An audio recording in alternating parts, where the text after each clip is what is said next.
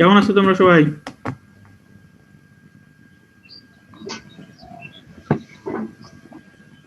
আসসালামু আলাইকুম স্যার। ওয়ালাইকুম সালাম। কেমন আছো সবাই তোমরা? না, আমার কথা শুনতে পাচ্ছ না? আলহামদুলিল্লাহ ভালো স্যার, আপনি ভালো আছেন? আলহামদুলিল্লাহ আমিও ভালো আছি। তোমাদের পার্টিসিপেন্টস তো দেখছি কম, একেবারে 30 জন। এর আগের ক্লাস কি করছো? জি স্যার। শেষ হয়েছে কখন ক্লাস? স্যার 10:30টায়। তাহলে তো অনেক টাইম পেয়েছো, আধা ঘন্টার মতো ব্রেক পাইছো। হ্যাঁ, সবাই ব্রেকে ঘুরতেছে। ওটাতে কি কেমন ছিল? প্রেজেন্স কতজন ছিল ওটাতে আগের ক্লাসে? আর 40। তার মানে তোমরা 10 জন কম আছো। তো নর্মালি এরকমই ক্লাস করো, 40 জনের মতো। আচ্ছা, তাহলে একটু একটু তোমাদের ইয়ার কি অবস্থা, পরীক্ষার কি হলো শেষ পর্যন্ত? তোমাদের মার্চ থেকে পরীক্ষা হওয়ার কথা ছিল, এখন কি হলো? ঈদের পর চলে গেল নাকি ওটা? স্যার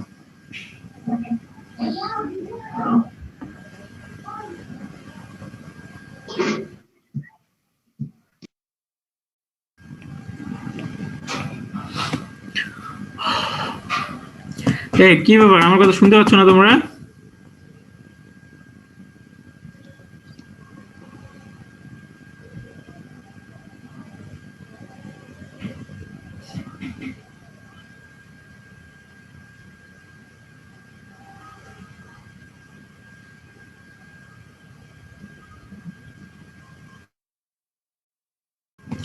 আচ্ছা, দুই সিআর দাঁড়াও তো, আগে সিআর গুলোর কথা বলে, বাকি গুলোর সবাই তো কেউ কথা বলছো না। মহিব আর একটা সিআর কি নাম ভুলে গেলাম। মহিব আছো? এখানে দেখতেছি এটা কি মাহির।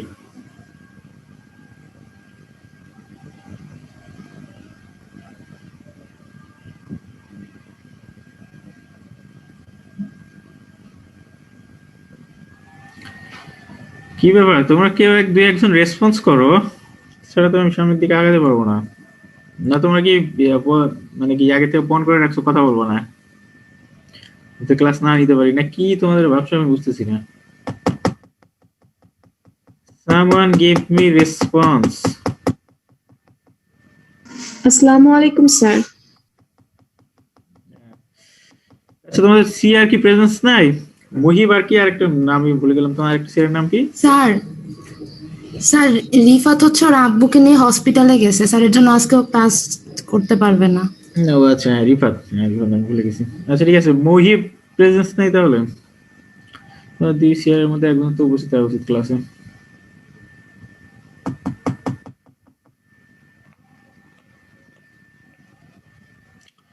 তো এখন তো মোটামুটি 30 জনের মধ্যে আছে, ক্লাস শুরু করে দিব না একটু ওয়েট করবো ওদের জন্য, বাকিদের জন্য ক্লাস প্রেজেন্স দেওয়ার জন্য?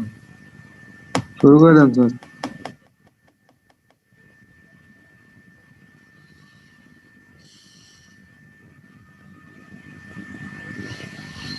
আচ্ছা ঠিক আছে, নাও ক্লাস শুরু করি।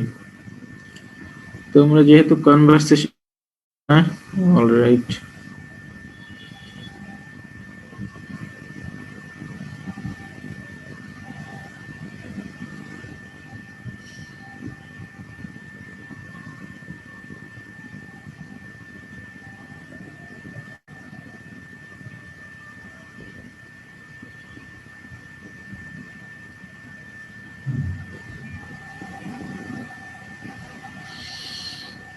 আচ্ছা দেখো, কেউ একজন বলো কি ইয়ার দেখতে পাচ্ছ কিনা? আমি যে স্লাইড শেয়ার দিলাম। জি স্যার, দেখা ইয়েস যাচ্ছে। স্যার, দেখা যাচ্ছে স্যার। হার্ডেনিং। হ্যাঁ, আজকে বেশিক্ষণ পড়াবো না, যেহেতু তোমাদের প্রেজেন্স কম, আর জাস্ট 20 মিনিটসের একটা লেকচার দিব। কিন্তু তোমাদের ইয়েটা খুব একটা ভালো মনে হচ্ছে না, তোমরা কেউ কথা বলতেছো না, কোঅপারেট করতেছো না খুব একটা বেশি। আচ্ছা নাও, আমরা পড়াচ্ছিলাম হচ্ছে হিট ট্রিটমেন্ট স্টিলের। তো গতদিনে পড়াছিলাম কি নরমালাইজিং পর্যন্ত, হ্যান্ডলিং, নরমালাইজিং, এই দুটা। আর আজকে এখন দেখো নতুন আরেকটা স্টেপ পড়াবো, এটা হচ্ছে হার্ডেনিং। তো উপরের দিকে খেয়াল করে, আগে হচ্ছে আগের বিষয়গুলো একটু বলি।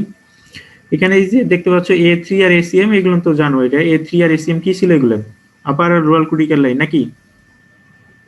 হুম, জি স্যার।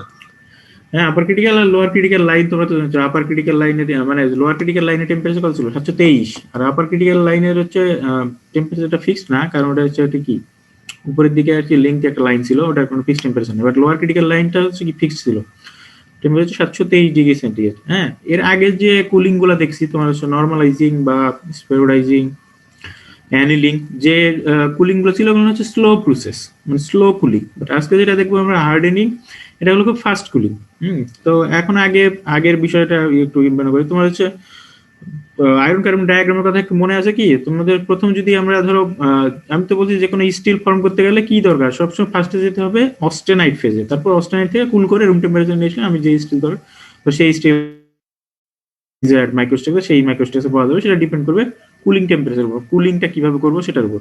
তো এখন আমি নর্মালি যদি বলি ধরো স্লো কুলিং করলে কি হয়, অস্টেনাইট থেকে প্রথমে কি পাওয়া যাবে? স্লো কুলিং করলে রুম টেম্পারেচারে কি ফেরাইট পাওয়া যাবে না? যদি না মনে করো হাইপো পার হয়ে যায়, চলে যায়, মনে করো যদি হাইপো ইউটেক্টরের ক্ষেত্রে নিই, তাহলে আমরা কি পাবো হচ্ছে অস্টেনাইট থেকে পাওয়া যাবে হচ্ছে কি আলফা ফেজ, মানে হচ্ছে ফেরাইট পাওয়া যাবে। তো এখন ফেরাইটের স্ট্রাকচারটা কেমন কি মনে আছে? ফেরাইট কোন টাইপের স্ট্রাকচার শো করে? ফেরাইটের স্ট্রাকচার হচ্ছে বিসিসি, আর অস্টেনাইটের স্ট্রাকচার কি ছিল? এফসিসি, মানে যেটাকে ধরো গামা বলেছি আমরা, গামা আয়রন, সেটা হচ্ছে অস্টেনাইট। আর আলফা আয়রন যেটা বলা হচ্ছে সেটা হচ্ছে ধরো কি, ওটাকে বলা হচ্ছে কি বিসিসি, মানে ফেরাইট। ফেরাইটের স্ট্রাকচারটা হচ্ছে বিসিসি। তো এখন একটা জিনিস খেয়াল করো, যদি আমি এই যে একটা যদি কুলিং করা হচ্ছে, তার মানে স্লো কুলিং করলে একটা নর্মালি একটা কি ট্রান্সফরমেশন হচ্ছে, একটা ফেজ থেকে আরেকটা ফেজে ট্রান্সফরমেশন। তার মানে হচ্ছে কি গামা ফেজ থেকে আমি ধরো আলফা ফেজে ট্রান্সফরমেশন হচ্ছে যদি কুলিং স্লো কুলিং করা হয়। এটুকু কি বুঝতে পারছো এতটুকু?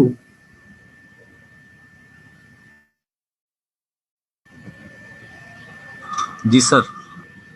আমরা যেটা বললাম কি সিম্পল, গামা ফেজ থেকে, মানে গামা ফেজটা কি ছিল, অস্টেনাইট ফেজটা ছিল এফসিসি।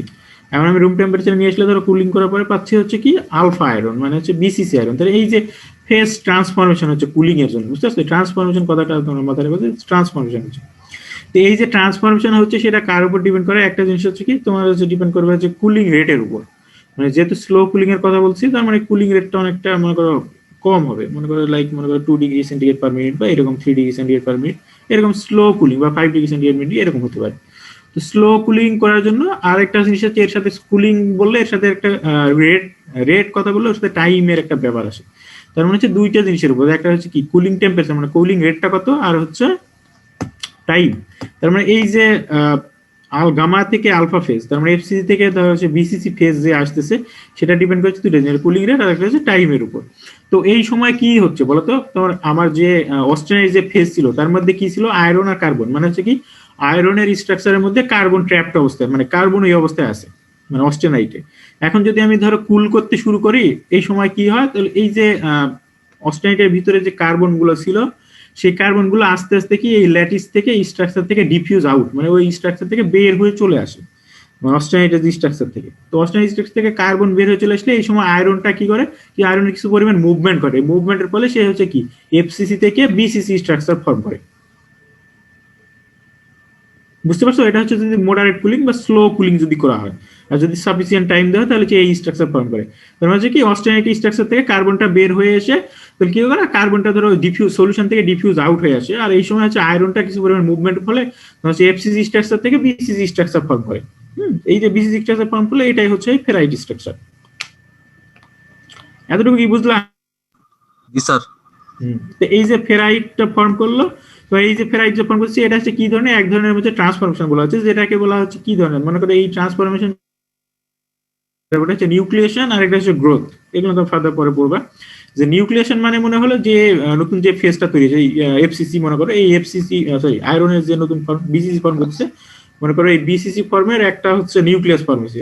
আর গ্রোথ বলতে বোঝাচ্ছে সাইজে বড় হওয়া, বুঝতে পারছো? এই নিউক্লিয়াসটা যেটা ফর্ম করছে এটা মনে করো গ্রোথ মানে গেটিং বিগার আর কি, এরকম সাইজে এটা বড় হবে। তার মানে এই যে ট্রান্সফরমেশন হচ্ছে গামা থেকে আলফা ফেজ ট্রান্সফরমেশন, এই ট্রান্সফরমেশনের সাথে মানে এই ট্রান্সফরমেশন প্রসেসটা দুইটা জিনিসের সাথে জড়িত, একটা হচ্ছে নিউক্লিয়েশন আর একটা হচ্ছে গ্রোথ। ঠিক আছে, এটা হচ্ছে তোমার যেটা বললাম আমি, এটা হচ্ছে আপাতত হচ্ছে নর্মাল কন্ডিশন বা কি বলবো স্লো কুলিং রেট বা ইকুইলিব্রিয়াম কন্ডিশনে এই ঘটনা ঘটে। কিন্তু এখন যদি এরকম হয়, ধরো আমি ইয়েটা বাড়াই দিলাম, কুলিং রেটটা বাড়াই দিলাম এরকম যে 100°C পার মিনিট, খুব ফাস্ট করে দিল।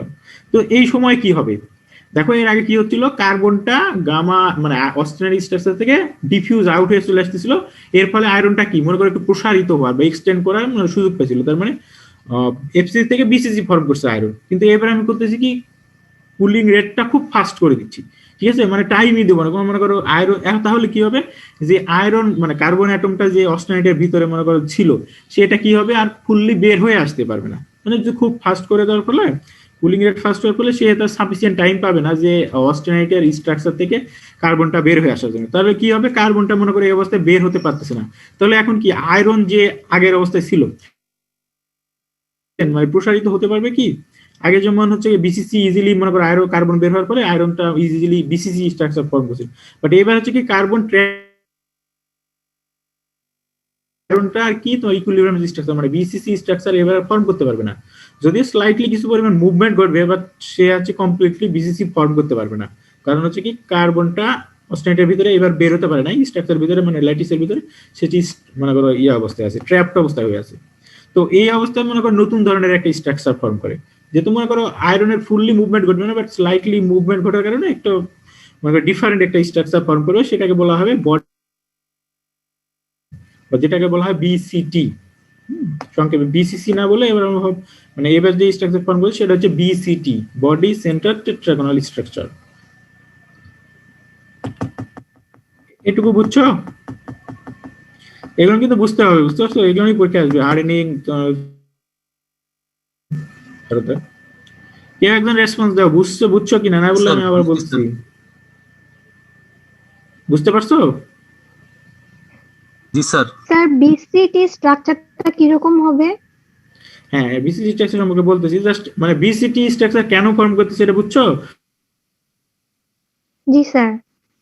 স্যার ডিফিউজড আউট হইতে পারতেছে না স্যার ফাস্ট কুলিং এর কারণে। ডিফিউজড না ফাস্ট হওয়ার কারণে হচ্ছে ট্র্যাপড অবস্থা আছে, মানে আয়রনটার মুভমেন্ট হচ্ছে, বিসিসি না এবার বিসিটি।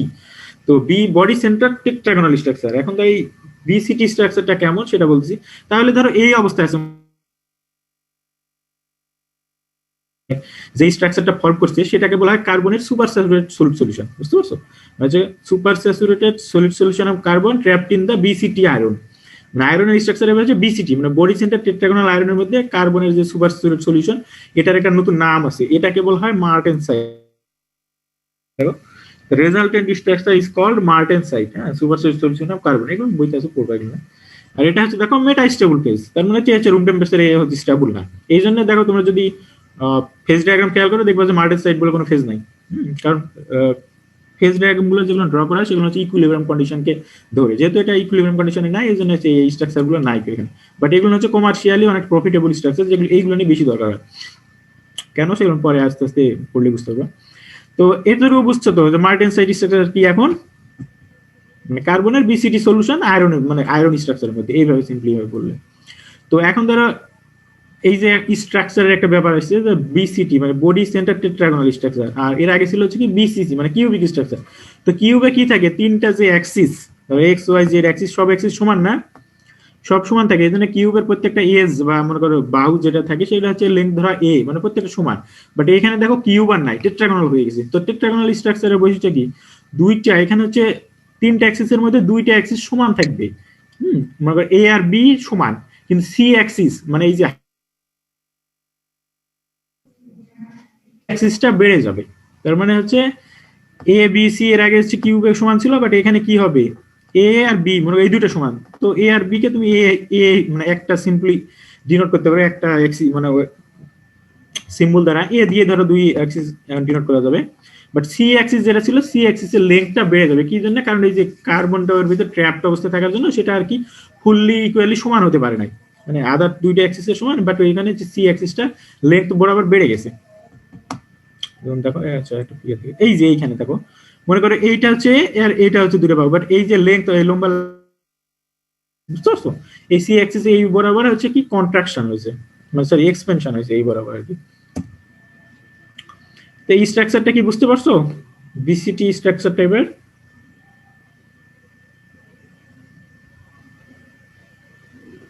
জি স্যার। কি বুঝতে পারো না তোমরা, একটু বোঝার কথা সহজে। টেট্রাগোনাল স্ট্রাকচারের মতো, মানে বডি সেন্টার টেট্রাগোনাল, জাস্ট দুইটা অ্যাক্সিস সমান থাকবে, সি অ্যাক্সিসটা এখানে যে বেড়ে যাবে কার্বন ট্র্যাপড হয়ে যাবে থাকার জন্য, এটাই। তো এখন ধরো এই যে কার্বন যে তোমার যে ট্র্যাপড হয়ে গেছে ওইটা এখানে, তার মানে হচ্ছে এখানে কি সি অ্যাক্সিস বরাবর কন্ট্রাক্ট মানে সরি এক্সপেনশন হয়েছে, বুঝতে পারছো? এক এক কারণে এই যে ধরো এখন এই বরাবর,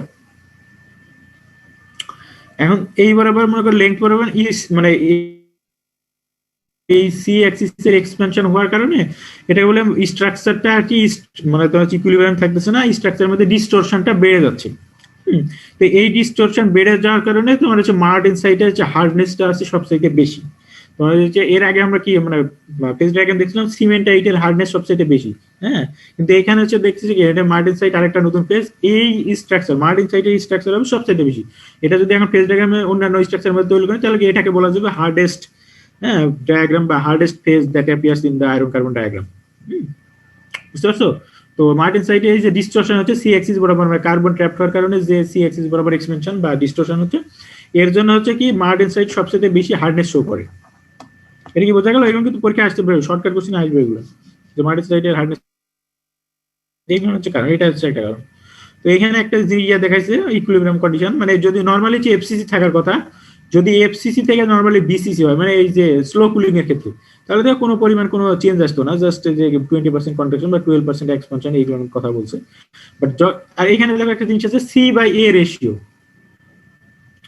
যদি বিসিসি ফর্ম করতো তাহলে কি সি আর এ এই দুটা এক্সিসি কি সেম আসতো না, দুটার মানে ধরো 1 আসতো, তো এদের রেশিও আসতো কত 1, মানে দুটা যদি সি বাই এ রেশিও হতো 1 যদি বিসিসি ফর্ম করতো। বাট এখানে আমরা হচ্ছে কি বিসিসি ফর্ম না করে কি হচ্ছে বিসিটি স্ট্রাকচার ফর্ম করতেছে, যার ফলে এটা হচ্ছে তোমার রেশিও সি বাই যে রেশিও আসবে সেটা হচ্ছে 1.08 হবে, মানে একবারে হচ্ছে সমান না, যেহেতু একটু বেড়ে যাচ্ছে এই জন্য সি বাই এ রেশিও, মানে সি অ্যাক্সিস এর সাইজটা বেড়ে যাবে, তো সেই অবস্থায় যদি রেশিও করা হয় তাহলে হচ্ছে 1.08%, মানে 1.08 রেশিও তো পার্সেন্ট হবে না, 1.08 হবে এটা। বুঝতে পারছো? বেড়ে যাচ্ছে এখানে।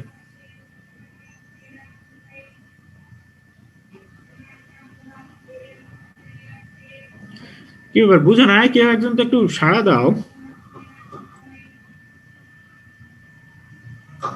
জি স্যার বুঝেছি।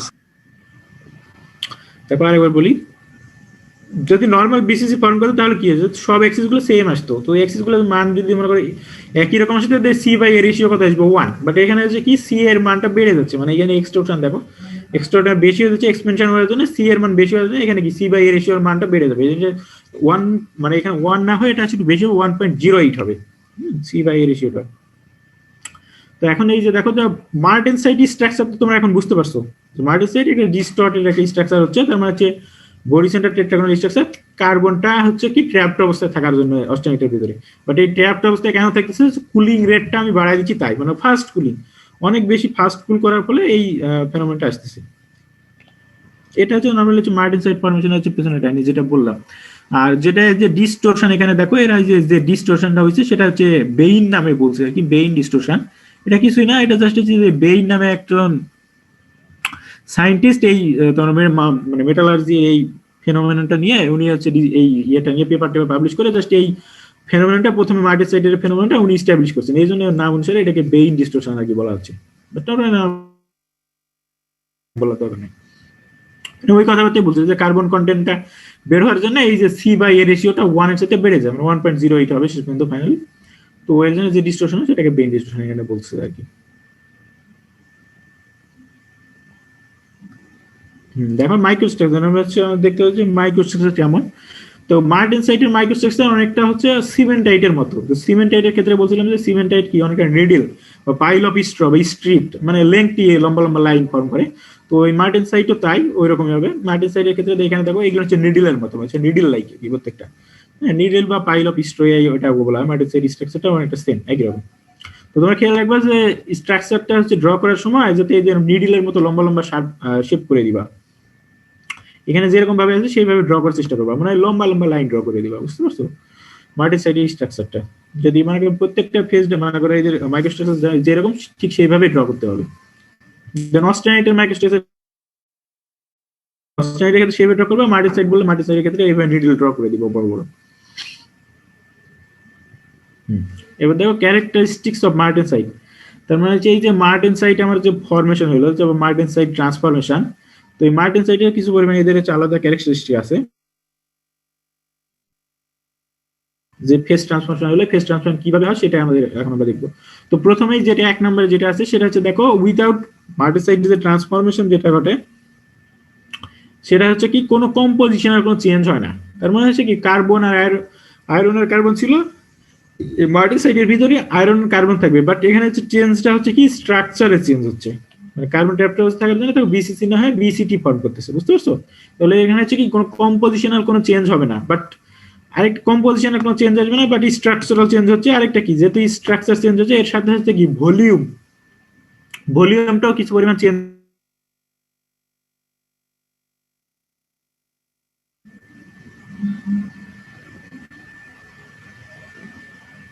বুঝো নাই তোমরা? মানে কি কম্পোজিশন কোনো চেঞ্জ নাই, স্ট্রাকচার চেঞ্জ হবে, স্ট্রাকচার চেঞ্জ হওয়ার জন্য কি এর হচ্ছে কি ভলিউম চেঞ্জ হবে, যেহেতু বিসিটি স্ট্রাকচারটা একটু লেংদি বেশি, এর হচ্ছে ভলিউমটা বেশি হবে আদার্স সাইডে। আর এটা বলছে দেখো যে ডিফিউশন লেস ট্রান্সফরমেশন, মানে সেখানে কার্বনের কোনো ডিফিউশন হয় নাই, বাট বিসিসি ফর্ম করতে গেলে কি কার্বন ডিফিউজ আউট হয়ে আসছিল ওই অস্টেনাইটিক স্ট্রাকচার থেকে, বাট এটা হবে ডিফিউশন লেস ট্রান্সফরমেশন। আর নতুন একটা জিনিস আছে দেখো, এই যে ফেজ ট্রান্সফরমেশন যেটা ঘটতেছে সেটা কখন, কুলিং এর সময়। যখন দেখো আমি নর্মালি যখন অস্টেনাইটকে হিট আপ করা হবে তখন এর মার্টেনসাইটে কোনো ট্রান্সফরমেশন ঘটবে না, বাট যখন এটা কি কুল করা হবে, নর্মালি ম্যাক্সিমাম টাইম এটা হচ্ছে কি ক্রিটিক্যাল, লোয়ার ক্রিটিক্যাল যে লাইন আছে সেই লাইনের অ্যারাউন্ডে এসে এই কুলিং করার সময় এই ফেজ ট্রান্সফরমেশনটা ঘটে, বুঝতে পারছো? এটা হচ্ছে কুলিং রেট, এই জন্য কুলিং রেটের সাথে বললাম যে কুলিং রেটের উপর ডিপেন্ড করবে, হবে হচ্ছে কুলিং করার সময়। এটা একটা। আর একটা জিনিস খেয়াল করো, এর আগে যখন বলছিলাম কি প্রথম ক্ষেত্রে ধরো স্লো কুলিং এর ক্ষেত্রে যখন আলফা টু গামা মানে গামা মানে অস্টেনাইট থেকে ফেরাইট ট্রান্সফরমেশন হচ্ছিল, সেখানে হচ্ছে কি কুলিং রেট আর টাইম ডিপেন্ডেন্ট প্রসেস ছিল, বাট এই মার্টেনসাইট ফরমেশনের ক্ষেত্রে এটা হচ্ছে টাইমের উপর ডিপেন্ড করবে, এটা ডিপেন্ড করে শুধু টেম্পারেচারের উপর। কি বলা হচ্ছে বলতো, টেম্পারেচারটা কি কমানো হচ্ছে না, কুলিং এর সময় টেম্পারেচার কমে সময়ের সাথে সাথে, এইটা ডিপেন্ড করবে এই টেম্পারেচারের উপর, মানে টেম্পারেচার কত কমতেছে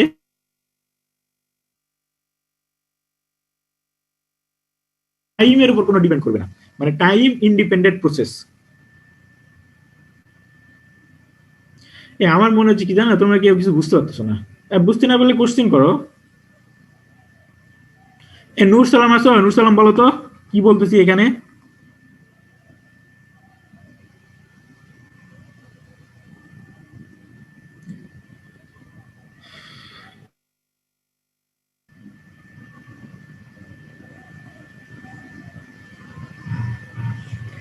আচ্ছা নূর সালাম নাই, তাহলে অনিক আনন্দ বলো, অনিক আনন্দ প্রেজেন্স আছো?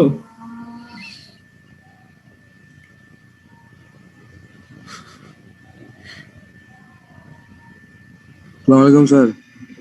হ্যাঁ অনিক আনন্দ, কি ঘুম থেকে করছো? স্যার আমার বাসার কাছে কনস্ট্রাকশনের কাজ চলতেছে তো স্যার, আমার নেট খুব সমস্যা করতেছে স্যার, এমনিতেও কিছু শুনতেছি না স্যার।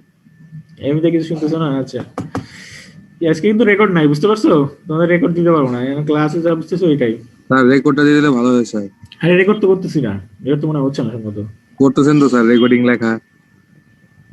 আচ্ছা রেকর্ড কি জানি আমার এখানে দেখা হচ্ছে না। আচ্ছা দেখো আমি যে, আচ্ছা কে বলতে পারবে বলো তো, এই যা বলতেছি আমি, এই যে টাইমের যে কথাটা বললাম, এইটা কেউ বলতে পারবা কি? স্যার এই যে মার্সেন্টাই এই মার্টেনসাইট যে প্রোডাকশন ইয়াটা স্যার, এই কোয়েঞ্চিংটা এখানে স্যার টেম্পারেচারটার উপর ডিপেন্ড করবে যে মার্টেনসাইটের ফাংশন ফর্ম হওয়ার অ্যামাউন্ট কিরকম হবে, অর্থাৎ আমি কোন টেম্পারেচার রেটে এই কুলিংটা করতেছি সেটার উপর ডিপেন্ড করবে, কিন্তু কতক্ষণ ধরে করতেছি সেটা কোনো ম্যাটার না। আমি অনেক বেশি সময় ধরে করতে পারি, কিন্তু আমি যদি এই টেম্পারেচারের মানে কুলিং রেটটা কম হয় তাহলে অ্যামাউন্টটা কম হবে, মানে যদি কুলিং রেট বেশি হয় তাহলে ডিফিউজ যদি শোনো স্লো কুল যদি করো তাহলে তো মার্টেনসাইট ফর্মই করবে না। মার্টেনসাইট সবসময় এটা হচ্ছে হার্ডেনিং যে প্রসেস, এটা তো ফাস্ট কুলিং এর জন্য, মানে ফাস্ট মানে খুবই ফাস্ট কুলিং, যেটা বললাম যে 100 ডিগ্রি সেন্টিগ্রেড পার মিনিট এরকম মনে করো। স্লো কুলিং এর কথা আসলে তোমার এই মার্টেনসাইট ফর্ম করে না, তোমার অন্য ফেজ পাবা তুমি, পারলাইট বা ফেরাইট এই ফেজগুলো। মানে মার্টেনসাইট বললে ওখানে মনে করবে ফাস্ট কুলিং, মানে খুবই এক্সট্রিমলি ফাস্ট কুলিং, হ্যাঁ তখনই অনলি এটা ফর্ম করবে। তো এই ফার্স্ট কুলিং সময় আমার টাইমের ব্যাপার না, মানে টাইমটা আমার বলতেছি যে এই মার্টেনসাইট যে ফেজ ট্রান্সফরমেশনটা হচ্ছে, মার্টেনসাইট যে ফরমেশন, সেটা টাইমের উপর ডিপেন্ড করবে না, অনলি টেম্পারেচারের উপর, বুঝতে পারছো? তো এই ধরনের ফেজ ট্রান্সফরমেশন কে বলা হচ্ছে কি এ থার্মাল ট্রান্সফরমেশন। বোঝা গেল? মানে যে ধরনের মনে করো ফেজ ট্রান্সফরমেশন যেটা হচ্ছে কি যে একটা নতুন স্ট্রাকচার ফর্ম করতেছে সেটা হচ্ছে টেম্পারেচারের উপর অনলি ডিপেন্ডেন্ট, বাট হচ্ছে টাইমের উপর ইন্ডিপেন্ডেন্ট, মানে টাইমের উপর ডিপেন্ড করবে না, সেগুলোকে বলা হয় এ থার্মাল ট্রান্সফরমেশন। আর যদি এরকম হয় উল্টাটা হয়, তো মনে করো কনস্ট্যান্ট টেম্পারেচারে ট্রান্সফরমেশন হচ্ছে, বাট সেই ট্রান্সফরমেশনটা ডিপেন্ড করবে টেম্পারেচারের উপর, তো সেগুলোকে বলা হয় আইসোথার্মাল ট্রান্সফরমেশন। আইসো মানে বাট টাইমের উপর ডিপেন্ডেন্ট করবে, সেগুলো হচ্ছে আইসোথার্মাল ট্রান্সফরমেশন। এই দুটো কি ক্লিয়ার হলো?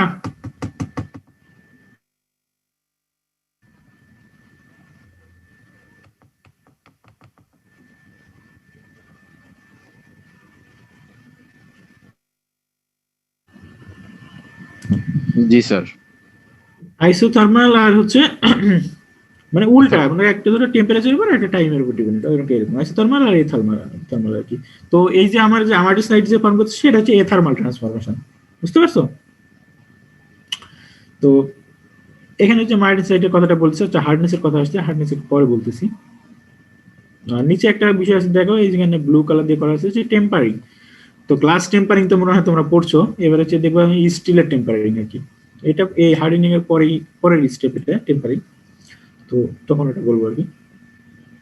এইখানে দেখো এই যে গ্রাফ গুলো দেখো, এখানে দুইটা নতুন জিনিস এসছে, এখন দেখো এম এস আর এখানে হচ্ছে এম এফ, ঠিক আছে? এই জায়গা তো এম এস যেটা আছে সেটাতে বলছে মার্টেনসাইট স্টার্ট টেম্পারেচার, বুঝতে পারছো? মানে যে টেম্পারেচার মার্টেনসাইট ফরমেশনটা শুরু হবে, martensite formation starting temperature M S. আর এম এফ মানে হচ্ছে মার্টেনসাইট ফরমেশন, এটা হচ্ছে ফিনিশ লাইন আর কি, যে মার্টেনসাইট ফরমেশন ফিনিশ টেম্পারেচার, মানে মার্টেনসাইট কমপ্লিটলি একদম ফর্ম হয়ে গেছে। এখানে যদি দেখো এই যে এখানে দেখো মার্টেনসাইট স্টার্ট এম এস আর মার্টেনসাইট ফিনিশ এম এফ আছে, এই ইয়াটা দেখো হচ্ছে ডায়াগ্রামটা খেয়াল করো যেটা কি হয়েছে দেখো। পার্সেন্ট মার্টেনসাইট দেখো প্রথম দিকে কি হচ্ছে, মার্টেনসাইট কি একদম মানে স্লোলি ফর্ম করতেছে, ঠিক আছে? মাঝখানে এসে কি এই যে নিচের দিকে, এটা নিচের দিকে কেন দেওয়া কারণ বলতো, এটা হচ্ছে টেম্পারেচার সাথে দেখো, টেম্পারেচার মানে হচ্ছে কুলিং করা হচ্ছে, তো এই জন্য টেম্পারেচার নিচের দিকে হচ্ছে, মানে টেম্পারেচার যাতে কমতেছে এইভাবে দেওয়া হয়েছে দেখো নিচের দিকে।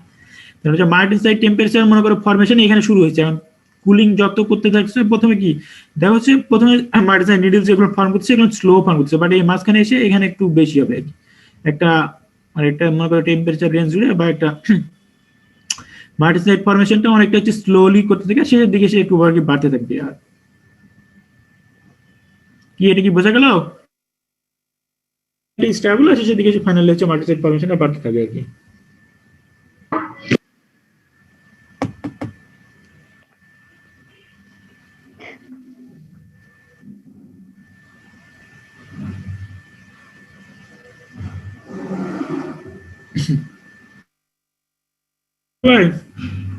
এটা এখানে বুঝতে তেমন কিছু না, পাশের ডায়াগ্রামটা খেয়াল করো এবার। এই যে হার্ডনেসের ব্যাপার দেখো, এখানে খেয়াল করো যে মার্টেনসাইটের হার্ডনেসটা কত হবে, সেটা হচ্ছে প্রথমে দেখো শুরুতে দেখো একটা কি শার্প একটা ট্রানজিশন হয়েছে, মার্টেনসাইট অল্প একটা কার্বন পার্সেন্টেজের জন্য এটা তো খুব কম হবে, 0.001 বা সামথিং এরকম আসবে। তো এটার জন্য হচ্ছে মার্টেনসাইটের হচ্ছে কি শুরু থেকে হার্ডনেস অনেক বেশি হচ্ছে, বাট একটা পার্টিকুলার লেভেল গিয়ে দেখা একটু স্যাচুরেটেড হয়ে গেছে, তার মানে খুব একটা বাড়তেছে না, মোটামুটি ধরো যে 0.4%-এর জন্য 0.4%-এর জন্য ম্যাক্সিমাম ধরো হার্ডনেসটা পাওয়া গেছে। তারপর কার্বন পার্সেন্টেজ যতই বাড়ানো হচ্ছে দেখো কি হার্ডনেসটা খুব একটা বাড়তেছে না, বুঝতে পারছো? তো এই 0.4% আছে সেটাই আর কি আইডিয়াল একটা পার্সেন্টেজ হিসেবে ধরা হয়, যে এই কার্বন পার্সেন্টেজে মার্টেনসাইট যদি ফর্ম করে সেটা হচ্ছে কি maximum amount of hardness show করবে। এখন এই যে নিচের দিকে ইয়াগুলো দেখো, এই যে ফিগারটা দেখো, এখানে দেখো কয়েকটা স্টিলের হার্ডনেসটা কম, মানে রকওয়েল হার্ডনেস সি স্কেলে এটা দেওয়া হয়েছে, দেখো রকওয়েল হার্ডনেসটা কত হবে। দেখো পারলাইট, ফাইন পারলাইট, ফেরাইট, এই যে বেইনাইট নতুন একটা স্ট্রাকচার, এটা মার্টেনসাইটের মতোই। বেইনাইট পরে দেখো এখানে দেখো সবচেয়ে বেশি কার মার্টেনসাইটের না হার্ডনেস। জি স্যার। তো এটাই বলছিলাম যে হার্ডনেস মানে মার্টেনসাইটের হার্ডনেস সবচেয়ে বেশি, কারণ হচ্ছে ডিস্টর্টেড স্ট্রাকচার, আর ডিস্টর্টেড স্ট্রাকচার এই হচ্ছে হার্ডনেস এগুলো সবচেয়ে বেশি হয়। তো এইখানে একটা প্রবলেম যে মার্টেনসাইটের হার্ডনেস বেশি, তার মানে এর সাথে সাথে কি ব্রিটেলনেস অনেক বেশি হবে, বুঝতে পারছো? তো এই যে ব্রিটেলনেস অনেক বেশি হওয়ার কারণে এই যে এখানে ধরো মার্টেনসাইট যে বা হার্ডেনিং, আমরা আচ্ছা মার্টেনসাইট পাচ্ছি কোন প্রসেসে? হার্ডেনিং এর মাধ্যমে। হার্ডেনিং কিন্তু একটা হিট ট্রিটমেন্ট প্রসেস, বুঝতে পারছো? অ্যানিলিং নরমালাইজিং এর মতো। তো এই ক্ষেত্রেও আমি অ্যানিলিং এর ক্ষেত্রে একটা কি বলছিলাম যে অ্যানিলিংটা কি কখনোই কি হিট ট্রিটমেন্ট মানে স্টিলের হিট ট্রিটমেন্টের ফিনিশ মানে লাস্ট ডিস্টার্ব হতে পারবে না। তো এই মার্টেনসাইটের ক্ষেত্রেও তাই, কারণ এটা দেখা যাচ্ছে আমি যে স্টিলটা পাইছি সেটা হচ্ছে কি হার্ডনেস অনেক বেশি, বাট এটার ব্রিটেলনেসও বেশি হবে এর সাথে। তার জন্য এটা নিয়ে হচ্ছে ফার্দার কি তোমার হচ্ছে মেশিনিং বা আদার্স যে কোল্ড ওয়ার্ক, হট ওয়ার্ক বা ফোর্জিং যেগুলো আছে এগুলো করা যাবে না। এই জন্য হচ্ছে কি এই সেম কথাটা এখানে অ্যাপ্লাই করা যায় যে মার্টেন্স মানে হার্ডেনিংটা স্টিল ফরমেশনের জন্য আবার কখনোই কি ফিনিশ স্টেপ মানে লাস্ট স্টেপ হতে পারে না। অবশ্যই এরপরে আরো কিছু ফার্দার হিট ট্রিটমেন্ট প্রসেস থাকবে। তো ফার্দার যে হিট ট্রিটমেন্ট প্রসেস থাকবে সেটা হচ্ছে টেম্পারিং, স্টিলের টেম্পারিং আর কি, ওটা টেম্পারিং পরে দেখবো। তো নর্মালি এই কোশ্চেনটা তো তোমরা বুঝতে পারছো মানে মার্টেনসাইট কেন ধরো হিট ট্রিটমেন্টের লাস্ট স্টেপ হতে পারবে না, ফার্দার কেন আবার আমার হিট ট্রিটমেন্ট করতে হবে। জি স্যার। আর এখান থেকে একটা জিনিস খেয়াল করে যে মার্টেনসাইটের হার্ডনেস সবচেয়ে বেশি হচ্ছে 65, না আদার্স যে ফেজগুলো আছে তার সাথে সবচেয়ে বেশি হবে।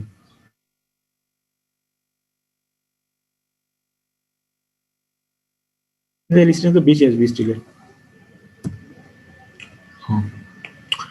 এইখানে একটা যেটা দেখা যাচ্ছে দেখো, এখানে হচ্ছে ল্যাটিস প্যারামিটার দিয়ে দেওয়া হয়েছে। ল্যাটিস প্যারামিটার বলতে ওই যে এ বি সি যে অ্যাক্সিস গুলো ছিল সেই অ্যাক্সিস গুলো মানে লেংথ বা সাইজ গুলা। তো এখানে তো কার সাপেক্ষে আছে দেখো কার্বন, এই পাশে হচ্ছে কি এক্স অ্যাক্সিসে কার্বন আছে আর ওয়াই অ্যাক্সিসে হচ্ছে ল্যাটিস প্যারামিটার। এখন দেখো দুটো রিলেশন করো। প্রথমে এই যে উপরে যেটা আছে সেটা হচ্ছে অস্টেনাইটের।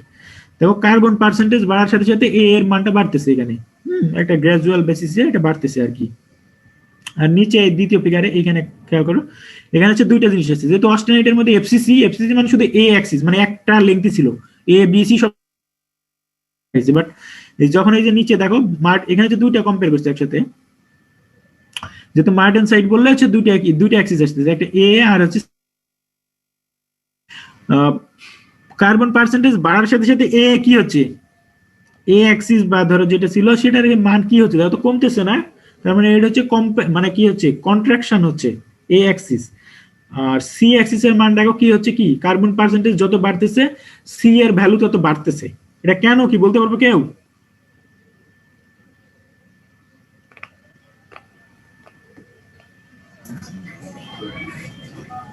স্যার স্ট্রাকচারটা স্যার বিসিটির দিকে এগোচ্ছে স্যার।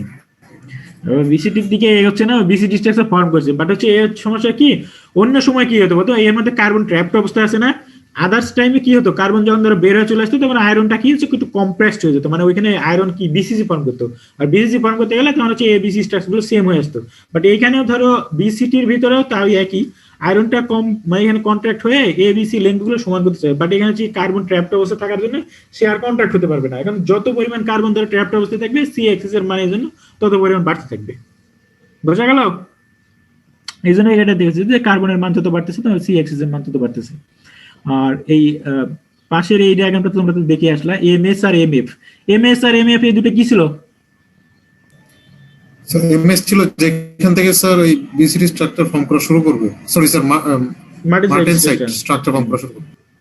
আর এমএফটা হচ্ছে তোমরা হচ্ছে দেখো এটা হচ্ছে কি মার্টেনসাইট ফিনিশ মানে একদম ফুললি 100% মার্টেনসাইট স্ট্রাকচার ফর্ম করে দিচ্ছে সেটা। তো এখানে দেখো তো কার্বন পার্সেন্টেজ বাড়ার সাথে কি হচ্ছে, এখানে দুটো রিলেশন কি, এমএস যেটা আছে সেটা কি অনেকটা দেখো কি বলবো এটা হচ্ছে প্রসারিত মানে ওয়াইড একটা রেঞ্জ শো করতেছে, আর এমএফটা দেখো এটা কি স্লাইটলি এটা অনেকটা হচ্ছে র্যাপিড ট্রানজিশন হচ্ছে। তো এমএস এর এই কারণটা হচ্ছে কি দেখো কার্বন পার্সেন্টেজ যত, একটা জিনিস তোমাদের বলি, মার্টেনসাইট ফর্ম করতেছে অস্টেনাইট স্ট্রাকচার থেকে, ঠিক আছে?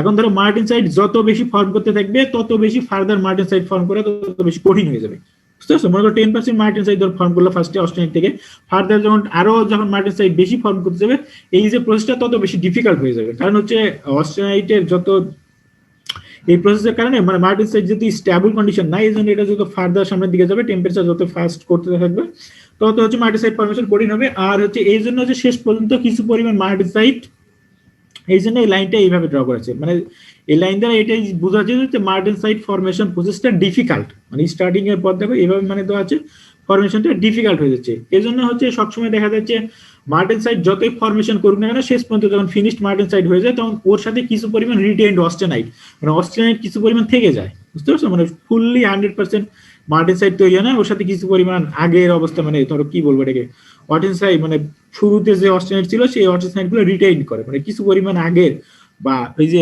প্রাইমারি আলফা যেভাবে বলছিলাম এরকম মনে করো প্রাইমারি অস্টেনাইট কিছু পরিমাণ থেকেই যায় শেষ পর্যন্ত। এই জন্য এই মানে এই লাইনটা এইভাবে আর কি ফ্ল্যাট ভাবে ড্র করা হয়েছে।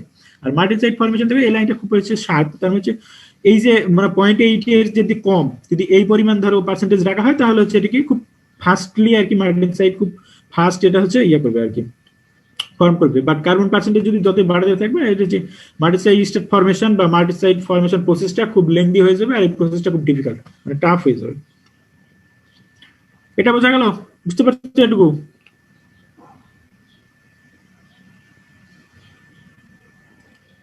হ্যাঁ, শঙ্কর পাল বলো তো।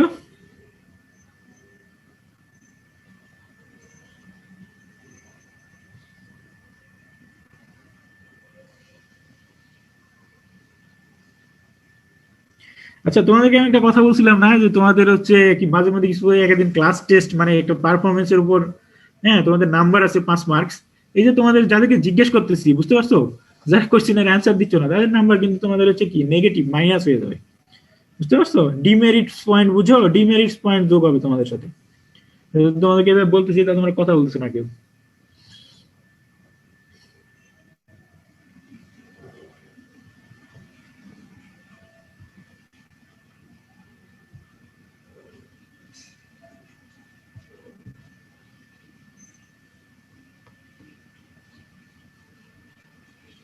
আচ্ছা, কে বলতে পারবো বলতো আমি যেটা বললাম এমএস আর এমএফ সম্পর্কে এখানে?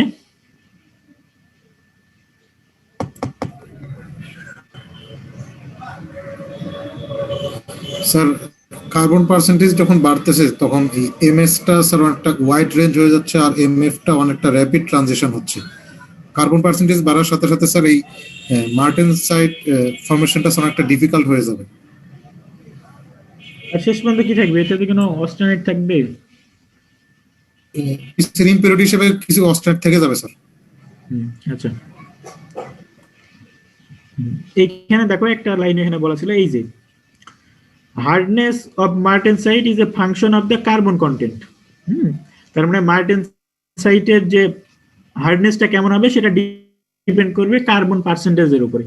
মানে কার্বন পার্সেন্ট অনেকটা এইভাবে বলা যায় যে ফাংশন অফ কার্বন কন্টেন্ট, মানে কার্বন পার্সেন্টেজ যত বাড়ানো হবে কি মার্টেনসাইটের কি হার্ডনেসটা তত বাড়তে থাকবে। বাট এই ফিগারে দেখো এখানে নরমালি দেখো প্রথম দিকে হচ্ছে বাড়তেছে, শুরু থেকে ধরো স্টিলে দেখো প্রথম থেকে দেখো বাড়তে থাকলে কি হার্ডনেসটা এদিকে বাড়তেছে, বাট একটা অবস্থায় গিয়ে এটা স্যাচুরেট হচ্ছে 0.4%। তো এই জন্য যে 0.4% কার্বন এটাকে তোমার হচ্ছে আইডিয়াল একটা স্ট্রাকচার বা আইডিয়াল কম্পোজিশন হিসেবে ধরা হয়। তোমার এটা খেয়াল রাখবা যে ধরো কোন পার্সেন্টেজের জন্য হার্ডনেসটা মার্টেনসাইটের হার্ডনেস সবচেয়ে বেশি আসছে 0.4%, এটা তোমাদের মনে রাখতে হবে। আর এটা মোটামুটি ধরো হার্ডনেস এই মার্টেনসাইটের যতগুলো 4-5টা ক্যারেক্টারিস্টিক ছিল সব মোটামুটি শেষ। এখন এখানে একটা জিনিস সবচেয়ে ইম্পর্টেন্ট ছিল যেটা হচ্ছে কুলিং রেট। হ্যাঁ, যেটাকে বলা হয় কুলিং রেট। এখন ধরো কুলিং রেট যেটা মার্টেনসাইট ফরমেশনে যে কুলিং রেটটা আমরা ইউজ করবো বা যে কুলিং রেট ইউজ করে মার্টেনসাইটটা পাবো সেটাকে বলা হবে ক্রিটিক্যাল কুলিং রেট, বুঝতে পারছো? এই ক্রিটিক্যাল কুলিং রেট বলতেই ধরে নিবা যে এটা খুব ফাস্ট, মানে ভেরি ফাস্ট আর কি, বা র্যাপিডলি কুয়েঞ্চিং মানে কুলিং রেট, বা মনে করো ভেরি ফাস্ট কুলিং রেট। এটা মানে এর চাইতে এই কুলিং রেটের সাথে যদি একটু কম, মানে এর সাথে যদি একটু স্লো কুলিং করা হয় তাহলে তখন আর তুমি মার্টেনসাইট পাবা না। আর ওই অবস্থায় ওই কুলিং রেটটাকে আর ক্রিটিক্যাল কুলিং রেট বলা যাবে না, বুঝতে পারছো? মানে ক্রিটিক্যাল কুলিং রেট বললেই ধরে নিবা যে ওই কুলিং রেটটা হচ্ছে মার্টেনসাইট ফর্ম করবে, বুঝতে পারছো? তার মানে কুলিং রেটের ডেফিনিশন এভাবে দেওয়া যায়, মনে করো ধরো পাওয়া যাবে, বা যেটা আমার একটা কুলিং রেট যেটা হচ্ছে কি ফেজ ডায়াগ্রামের আদার মানে আয়রোকার্বন ফেজ ডায়াগ্রামের আদার যে সফট ফেজ গুলো আছে সেই ফেজ গুলো ফর্ম না করে একদম সবচেয়ে থেকে হার্ড যে ফেজ মার্টেনসাইট ফর্ম করবে সেই কুলিং রেটটাকে বলা মানে ক্রিটিক্যাল কুলিং রেট, বুঝতে পারছো? ক্রিটিক্যাল কুলিং রেটটা কি? জি স্যার। আচ্ছা, এখন ধরো যে কুলিং রেটের কথা বললাম, ক্রিটিক্যাল কুলিং রেট। তো এই কুলিং রেটটার কিছু ফ্যাক্টর আছে। এই কুলিং রেটটার মানে ফ্যাক্টর হচ্ছে প্রভাব, মনে করো যেগুলো হচ্ছে কার ইনফ্লুয়েন্স কিভাবে, মানে কার উপর ডিপেন্ড করে। এটা হচ্ছে দুইটা জিনিসের উপর ডিপেন্ড করবে ক্রিটিক্যাল কুলিং রেট, এটা বইতে আছে তোমরা ভাববা। দুইটা হচ্ছে, একটা হচ্ছে কেমিক্যাল কম্পোজিশন। এই যে কার্বন পার্সেন্টেজ বা স্টিল, যে স্টিল আছে ধরো এই স্টিলের কোন টাইপের ধরো স্টিল ইউজ করা হচ্ছে, তার কেমিক্যাল কম্পোজিশনের উপর ডিপেন্ড করবে ক্রিটিক্যাল কুলিং রেট। আর একটা হচ্ছে অস্টেনাইটের গ্রেইন সাইজ। যে অস্টেনাইট যে গ্রেইন সাইজ আছে, অস্টেনাইটের গ্রেইন তো এমনিতেই অস্টেনাইটের গ্রেইন অনেক বড়, তো ওই গ্রেইনের সাইজটা কেমন, ধর কত বড় বা সাইজটা কেমন সেটার উপর ডিপেন্ড করে। এই দুইটা জিনিসের উপর, এই দুটো ফ্যাক্টরের উপর বেস করে মার্টেনসাইটের ক্রিটিক্যাল কুলিং রেটটা ডিটারমাইন করা হয়। বোঝা গেল?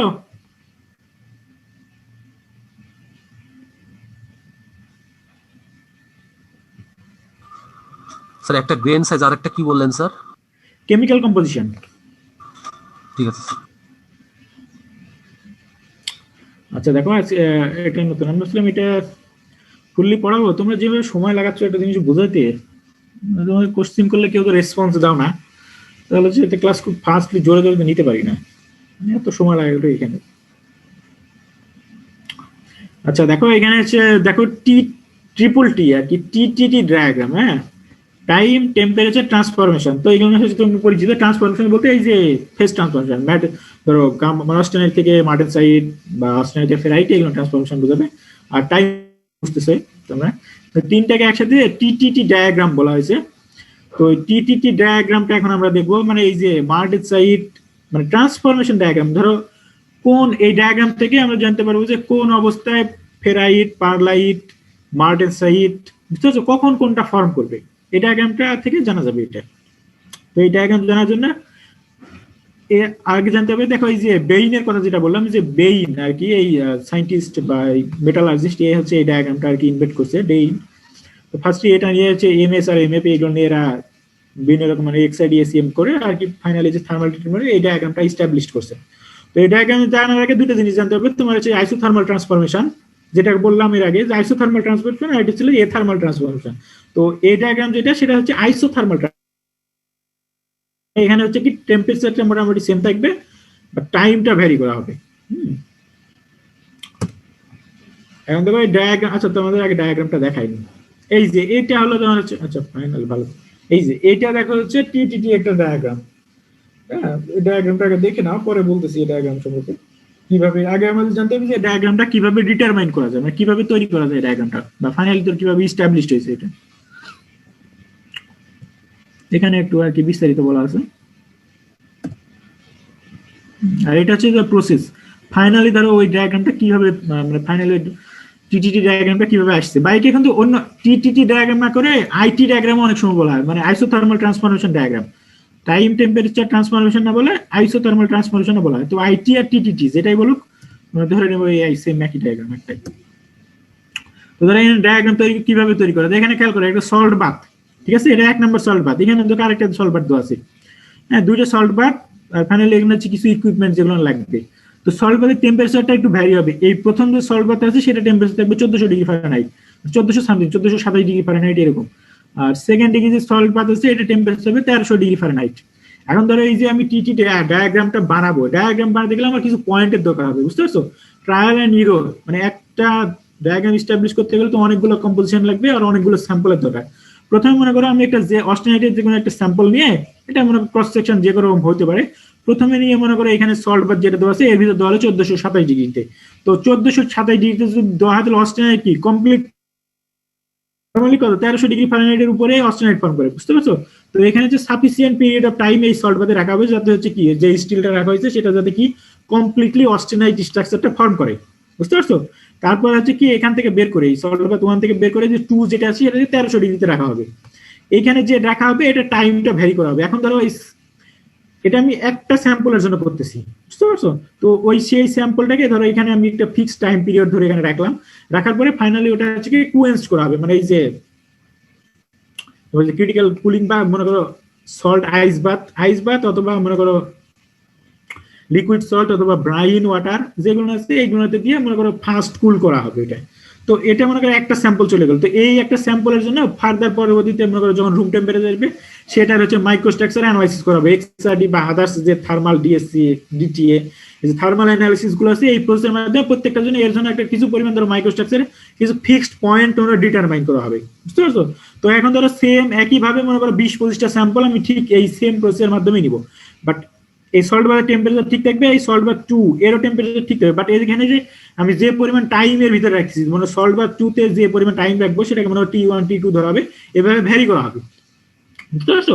এভাবে ভ্যারি করে প্রত্যেকটা স্যাম্পলের জন্য ফাইনালি আবার কি আইস ব্রাইন ও ব্রাই কোল্ড ওয়াটারে কুলিং করে শেষ পর্যন্ত ওটা হচ্ছে এই যে মাইক্রোস্ট্রাকচারটা ডিটারমাইন করা হবে। তো মাইক্রোস্ট্রাকচার ডিটারমাইন করলে প্রত্যেকটা জন্য আলাদা আলাদা সিঙ্গেল সিঙ্গেল মনে করো পার্টিকুলার একটা পয়েন্ট পাবো। তো পরবর্তীতে এই পয়েন্টগুলো ডিটারমাইন করলে এরকম আসবে মনে করো। এখানে একটা পয়েন্ট এখানে বুঝাইছে, দেখো যে সেকেন্ড ফার্স্ট সলভারের জন্য ধরো একটা পয়েন্ট আসবে, সেকেন্ড সলভারের জন্য আরেকটা পয়েন্ট, এইভাবে কতগুলো প্রত্যেকটা স্যাম্পলের জন্য নিয়ে একটা ফাইনালি একটা কি ডায়াগ্রাম এস্টাবলিশ করছে। সেই ডায়াগ্রামটা দেখো এরকম আসছে, দ্বিতীয় T2 T3 T4 এইরকম একটা রেঞ্জ চলে আসছে। তোমরা আগে এই ডায়াগ্রামটা দেখে নাও, মানে এটা হচ্ছে কুলিং এর সময় আসছে। দেখো কি কুলিংটা ধরো এই যে একটা পয়েন্টটা যে পাওয়া গেছে সেটা একটা স্যাম্পলের জন্য, যে মাঝখানে যেটা যে ডটেড লাইন ডট ডট যে লাইন দেওয়া আছে সেটা মনে হয় একটা স্যাম্পলের জন্য, এই যে প্রথমে যে আরেকটা যে T2 লাইন এটা হচ্ছে আরেকটা স্যাম্পল। এইভাবে মনে করো অসংখ্য অনেকগুলো স্যাম্পল নিয়ে স্টাডি করে ফাইনালি এই যে ডায়াগ্রামটা এস্টাবলিশ করা হয়েছে, যেটাকে বলা হয় TGT ডায়াগ্রাম। ডায়াগ্রামের এক্সপ্লেনেশন বলতেছি, তোমরা তার আগে হচ্ছে এই পয়েন্টগুলো দেখে নাও। তারপর T1 T2 যে A1 এগুলো কি, যে মাল্টিসাই MF MS, আর এই যে পোর্শন আছে সেটাকে বলা হয়েছে নোজ। এটা দেখতে একটা নোজের মতো, সেটাকে বলা হচ্ছে জাস্ট এই পয়েন্টগুলো ক্রিটিক্যাল পয়েন্টগুলো আছে, যে পয়েন্টগুলো আছে সেই পয়েন্টগুলো একটু দেখে নেওয়া আগে, তারপর বলতেছি আমি।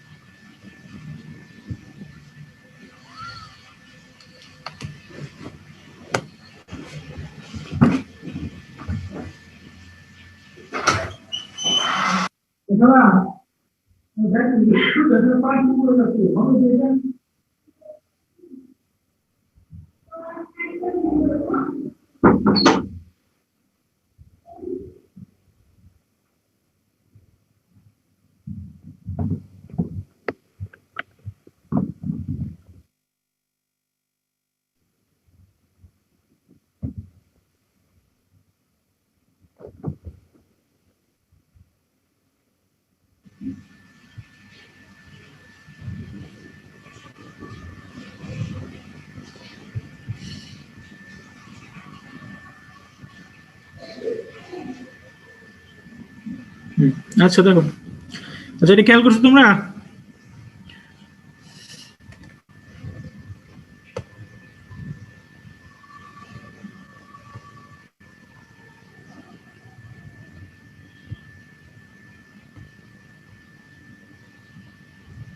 Shit.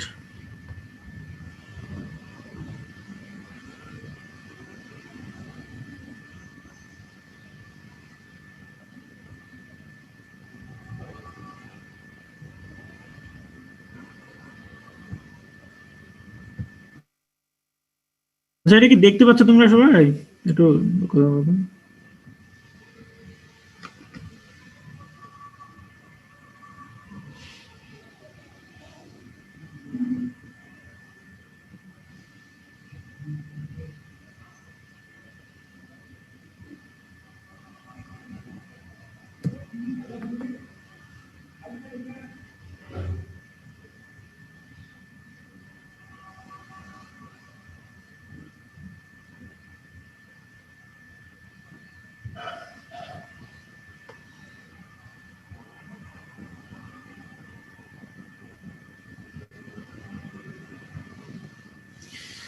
কি ব্যাপার, তোমাকে শুনতে পাচ্ছ না? জি স্যার, শোনা যাচ্ছে।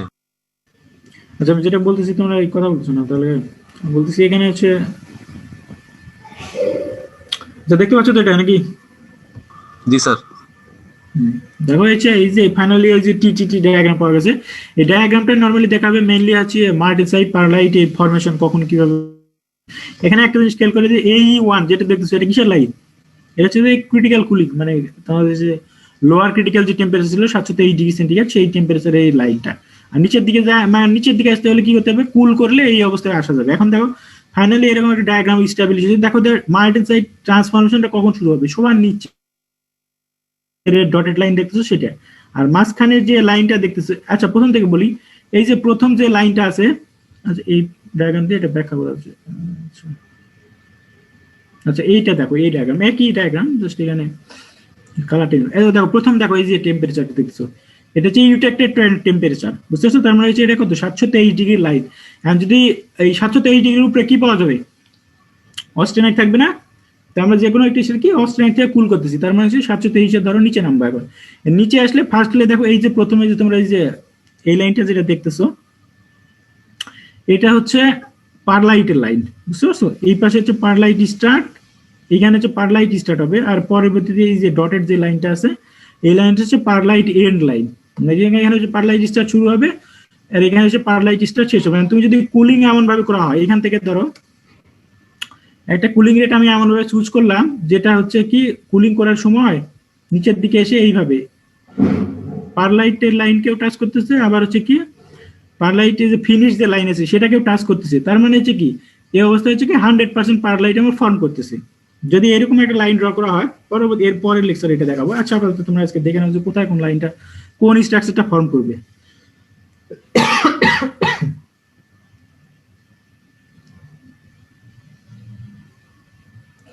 আর মাঝখানে দেখো এইখানে যে এই রিজিয়নটা, এই যে আলফা এপি3 তার নিচে যে রিজিয়নটা আছে সেটা এখানে দেখো পারলাইট প্লাস বেইনাইট। এই যে বেইনাইট নতুন একটা স্ট্রাকচার আসছে, তো বেইনাইট স্ট্রাকচারটা অনেক, এটা হচ্ছে আনইকুয়াল, মানে যে ধরো স্টেবল স্ট্রাকচার না। তো মার্টেনসাইট স্ট্রাকচার তো খেয়াল করলাম ওর ভিতরে কি ছিল? আয়রন কার্বন, মানে কার্বনটা ট্র্যাপড অবস্থা ছিল।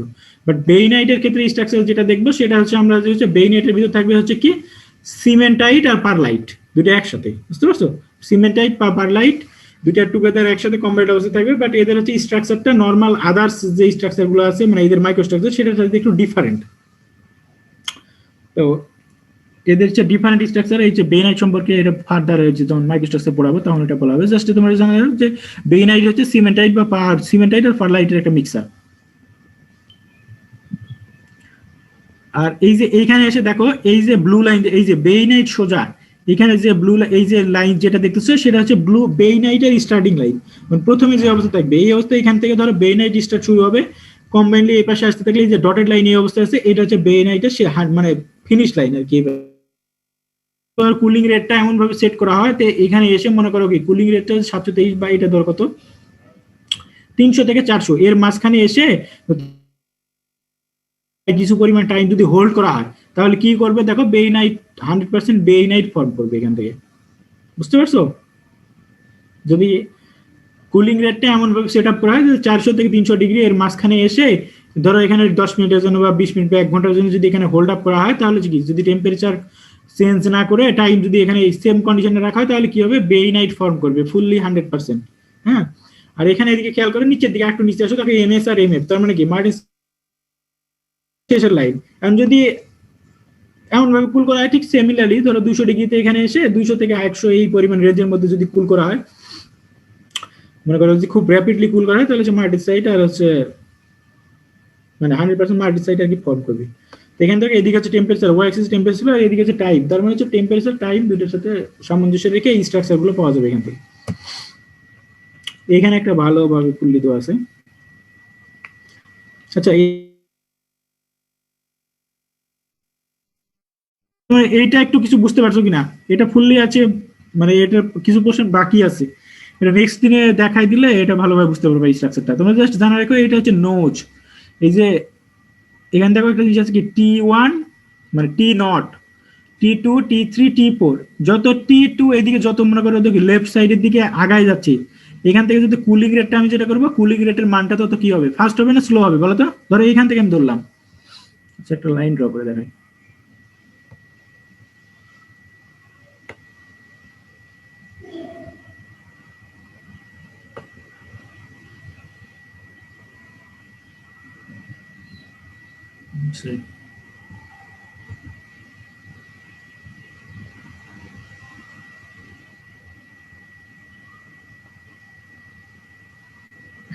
আচ্ছা এখানে খেয়াল করো, মনে করো কুল করতেছি আমি, কুল করে আছে এর উপরে থেকে হবে, মানে এখানে 723 ডিগ্রি একটা লাইন, এর উপরে থেকে ধরো মনে করো 723 বা উপরে ধরো মানে 800 বা 900 ডিগ্রি থেকে আমি কুল করতেছি।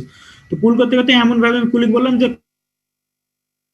লাইনটা কার্ভের লাইনটা হচ্ছে এরকম ভাবে আসলো, বুঝতে পারছো? তো যদি এই অবস্থায় থাকে, দেখো একটা জিনিস শুরু হয়েছে, এটা ধরো আরো উপরে থেকে শুরু হবে এইরকম পজিশন থেকে, বা 723 ডিগ্রি উপরে থেকে শুরু হবে। এখন দেখো তো এই যে ব্ল্যাক যে লাইন, আমরা যে কুলিং যে কার বা ধরো কুলিং এর যে লাইনটা, দেখো এই লাইনটা কাকে কাকে টাচ করছে। যে প্রথমে যে লাইনটা ছিল এটা, সেটা আমি বলছিলাম এটা হচ্ছে পারলাইটের লাইন, মানে এখান থেকে পারলাইট শুরু হবে, আর মাঝখানে যেটা লাইন দেখছো ডটেড লাইন, এই যে এই লাইনটা, এটা হচ্ছে 50 ডিগ্রি মানে 50% লাইন। এখন এই লাইনটা যদি এই অবস্থায় উপরের দিকে থাকে, তার মানে এইখানে বোঝাবে হচ্ছে 50% পার লাইট, বাট মাঝখানে যখন এই যে নিচের দিকে আসতেছে এইখানে কিন্তু ছিল কি বেইনাইট ছিল, তার মানে এইটা দিয়ে বোঝাবে হচ্ছে 50% বেইনাইট লাইন, বাট যখন এই যে নিচের দিকে আসবে এইখানে, এটা বোঝাবে হচ্ছে 50% কি মার্টেন সাইট লাইন, মানে ডটের লাইন দিয়ে হচ্ছে 50% বোঝাবে। এখন যখন যেই রিজনের লাইনটা থাকবে, তো সেই রিজনের একটা কম্পোজিশন সে ডিনোট করবে 50%। আর এই যে ইয়েটা দেখতেছো এটাকে বলা হবে নোজ, এই যে এইখানে এটা দেখতে একটা নোজের মতো, এই যে এই রিজন টি নটের যে রিজনটুকু সেটাকে বলা হবে নোজ। এখন একটা জিনিস খেয়াল করো তো, নোজ রিজনটা যতই এই টেম্পারেচার দিকে মানে ওয়াই এক্সের দিকে আসতে থাকবে, কুলিং রেটটা কি তত বাড়তেছে না কমতেছে? মনে করো এই যে নোজের ফার্স্ট রিজন, মানে এই যে এই লাইনটা, মনে করো যত ওয়াই এক্সিস মানে এই যত লেফটের দিকে আসতেছে, কুলিং রেটটা কি বাড়বে না কমবে তখন সেই ক্ষেত্রে?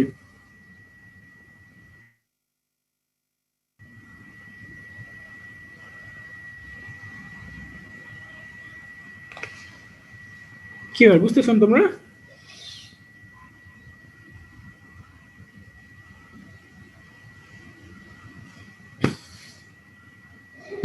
স্যার বাড়বে। যত লেফটের দিকে আসবে তত বাড়তে থাকবে, মানে এই দিকে যত যত ডান দিকে যাচ্ছে, দেখো অনেকটা লাইনটা কি ওই যে আমি যে এইখানে ব্ল্যাক লাইন যেটা ড্র করছি, এই লাইনটা যত আমি সামনে মানে লেফটের দিকে যত এদিকে নিয়ে আসবো, হ্যাঁ এই যে এই লাইনটা দেখো, যত আমি যদি এইদিকে লেফটের দিকে যদি নিয়ে আসি, লাইনটা তত খারাপ হয়ে যাবে যদি মনে করো ফার্দার যদি ড্র করা হয়।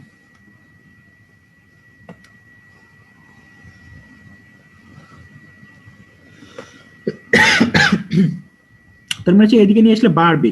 আর যদি কুলিং রেটটা যদি বাড়ে তাহলে হচ্ছে কি তোমার হচ্ছে মার্টেন সাইড বা আদার যে ফেজ ফরমেশন, সেই ফরমেশন গুলো ডিফিকাল্ট হয়ে যাচ্ছে, যত ফার্স্ট ফরমেশন মানে ফার্স্ট কুল করতে যাবে তত মনে করো আদার্স যে প্রসেস গুলো বা প্রসেসটা টোটালি ডিফিকাল্ট হয়ে যাবে, বুঝতে পারছো? তো এর জন্য আমার যে নোজ রিজনটা যত বেশি লেংথি হবে, তার মানে এই যত ডান দিকে কুলিং রেটটা স্লো হয়ে গেল, কি হচ্ছে মার্টেন সাইড বা হচ্ছে কি মার্টেন সাইড আমি পাচ্ছি এখানে, মার্টেন সাইড বা আদার্স যে বেইনাইট বা পারলাইট যেগুলো ছিল,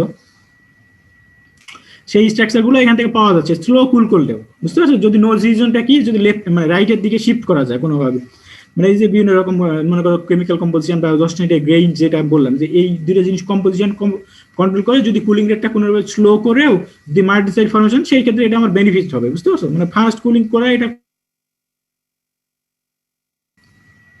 তো এই জন্য হচ্ছে আমাদের খেয়াল রাখতে হবে যে নোজ যে রিজিয়ন, সেই রিজিয়নটা যত বেশি মনে করো ফ্ল্যাট মানে ফ্ল্যাট না মানে শার্প না হয়, যত বেশি ফ্ল্যাট হবে তত বেশি সেটা হচ্ছে বেটার।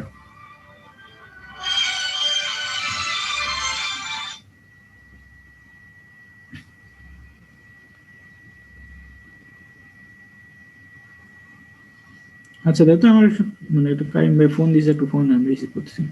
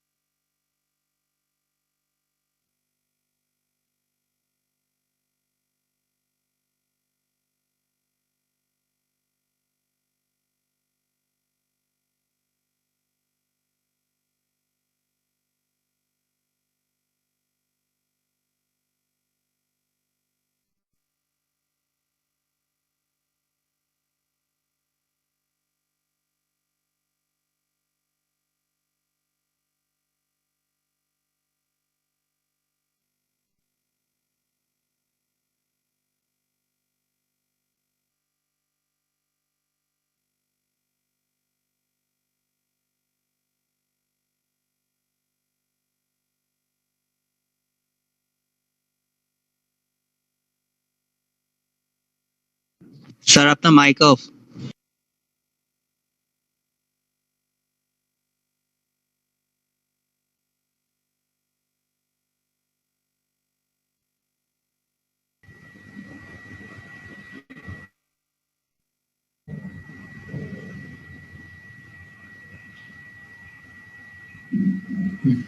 আচ্ছা এটা খেয়াল করো, এই ডায়াগ্রামটা দেখো, এখানে হচ্ছে একদম ফুললি আর কি আইডি ডায়াগ্রামে একদম ফুল ইউটেক্টয়েড স্টিলের ক্ষেত্রে দেখানো হয়েছে। এই ডায়াগ্রামটা একটু ডিফারেন্ট আসবে, ইউটেক্টয়েডের জন্য একরকম আর হাইপার ক্ষেত্রে স্লাইডলি একটু ডিফারেন্ট আসবে, সেটা নেক্সট এক্সাম্পল বলে দেবো। আজকে এখানে দেখো ইউটেক্টয়েডের জন্য, তো ইউটেক্টয়েডের ক্ষেত্রে কি আমরা ফেরাইট পাবো?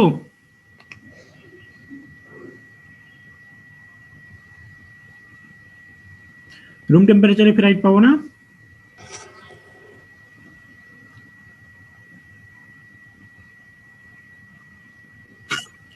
কি পাবো? ইউটেক্টয়েডের জন্য কি রুম টেম্পারেচারে ফেরাইট স্ট্রাকচার ফর্ম করবে কি রুম টেম্পারেচারে ইউটেক্টয়েড স্টিলের ক্ষেত্রে? কে বলতে পারবা?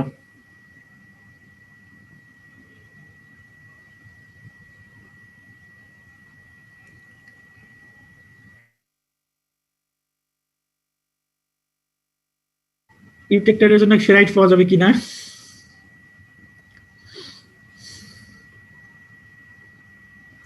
তোমার হচ্ছে ইয়েটা কি ছিল, ইউটেক্টয়েড লাইনের ক্ষেত্রে তো শুধু পারলাইট ছিল না, শুধু পারলাইট ফর্ম করবে, ফেরাইট পাওয়া যাবে না এর ক্ষেত্রে। ফেরাইট না সিমেন্টাইট না, শুধু অনলি ইউটেক্টয়েড স্টিলের ক্ষেত্রে অনলি পারলাইট ফর্ম করবে শুধু রুম টেম্পারেচারে।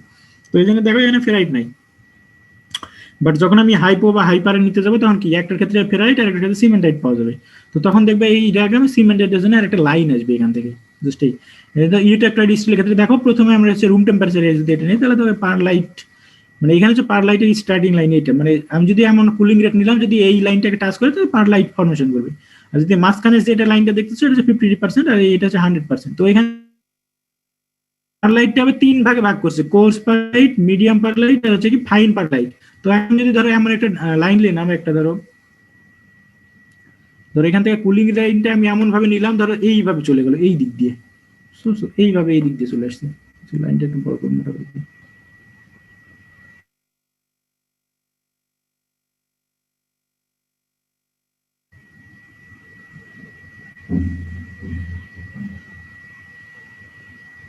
দেখো এই যে রেড লাইন যেটা ড্র করছি, মনে করো কুল করতেছি আমি, হ্যাঁ এমন একটা কুলিং রেট, মানে কুলিং রেটটা নিলাম যে এটা হচ্ছে স্লো কুলিং রেট, আর এই যে এইরকম হয়ে গেছে। দেখো এটা এই টেম্পারেচার খুব কম চেঞ্জ হচ্ছে, বুঝতে পারছো, মানে স্লো কুলিং রেট। যদি এইরকম ভাবে নিলাম, এখানে দেখো এই লাইনটা কাকে টাচ করছে, খেয়াল করো এখানে পারলাইটকে শুরু করছে না।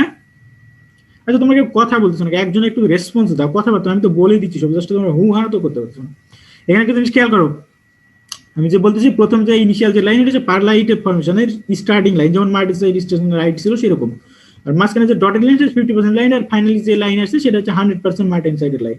আর লাইট ফর্মেশন জোনকে যদি উপরে যেটা আছে সেটা হচ্ছে কি কোর্স, মাঝখানে হচ্ছে মিডিয়াম, আর হচ্ছে কি ফাইন পারলাইট। তো আমি যদি এইরকম যদি কুলিং কার্ভ বা আমি এমন কুলিং সিস্টেম ইউজ করলাম যে কুলিং এর মানে গ্রেডটা এইরকম আসবে, ধরো খুব স্লো কুলিং রেট, যেটা হচ্ছে কি টাইমের সাথে খুব একটা চেঞ্জ হচ্ছে না। দেখো যদি এইরকম কুলিং রেট আমি ইউজ করি, তারপর কি 50% পারবে, তারপর কি ফুললি 100% শুরু হয়ে গেছে, বুঝতে পারছো। তো এই কুলিং রেট যদি ইউজ করি তার মানে এই কুলিং রেটের জন্য আমি কি পাবো, অনলি 100% কি পাবো, পারলাইট পাবো। এটা কি বোঝা গেল? জি স্যার। তো আর এখন এই যে পারলাইট যেটা পাচ্ছি সেটা হচ্ছে কোন টাইপের পারলাইট, যেহেতু পারলাইট ফর্মেশনকে আবার 3টা ভাগে ভাগ করছি। দেখো এটা মনে করো এই রিজিয়ন জুড়ে যেটা পাচ্ছি এটা কোর্স, এই যে মাঝখান দিয়ে যদি হতো একটু সেটা হচ্ছে মিডিয়াম, আর ফাইন পারলাইট ধরো এই যে ব্ল্যাক লাইনের একটু উপর দিয়ে এই দিক দিয়ে মনে করো এই রিজিয়নটা সেটাতে পাওয়া যেত, সেটা হচ্ছে ফাইন পারলাইট। তো পারলাইট পাওয়া গেলে যে হার্ডনেসের একটা ব্যাপার আছে, যে আরসি যেটা বুঝছো সেটা হচ্ছে রকওয়েল হার্ডনেস। দেখো 15, 30 আর হচ্ছে 40, মানে ফাইন যেটা থাকবে সেটার হার্ডনেস বেশি থাকবে সবসময়। তো আমি যে লাইন ড্র করছি সেটার জন্য কোন ধরনের টাইপের পারলাইট পাবো? স্যার কোর্স পারলাইট পাওয়া যায়, বুঝতে পারছো। একদম আদার্স যে প্রসেস গুলো আছে, এই যে তোমার হচ্ছে বেইনাইট বা মার্টিন সাইড ধরো কখন ফর্ম করে সেইগুলো দেখাবো। তোমরা বুঝতে পারছি, এটা বুঝতেছো না তোমরা। আচ্ছা ঠিক আছে, আজকের ক্লাস তাহলে এখানে শেষ। তোমাদের হচ্ছে রোল নাম্বার গুলো হচ্ছে